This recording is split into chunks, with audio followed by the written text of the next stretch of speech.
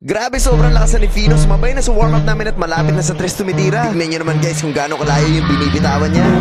Matadai series mukhang magkakaroon ng father and son duo sa Dai series. Ngayon pa lang meron na akong screener at inulit na naman niya yung Steph Curry range na tira niya.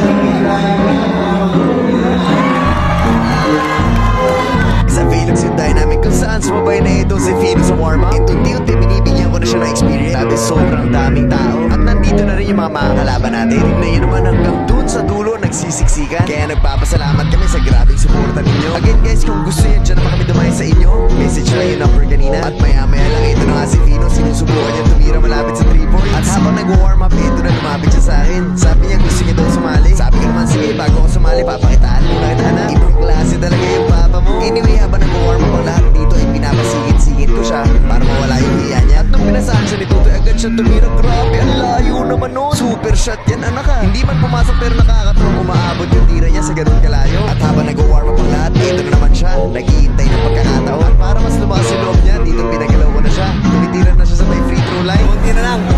Matadai series na to. Hindi siya umalis. Ibig sabihin, gusto niya talaga maki-warm up sa kanila. At yung titig niya sa mga kuya niya may halong pananabik. Dito tinuruan ko na siya ng big and roll. Kaso lang siya yung big man dito. Ito na medyo nawawala na hiya niya. Kaya lang hindi pa rin pumapasok. Maya-maya pick and roll na naman kami. Pagdaan ko nag-roll shot. Pagdating ko sa gitna, tumira na naman. Diretso naman kaso kinukulang sa lakas.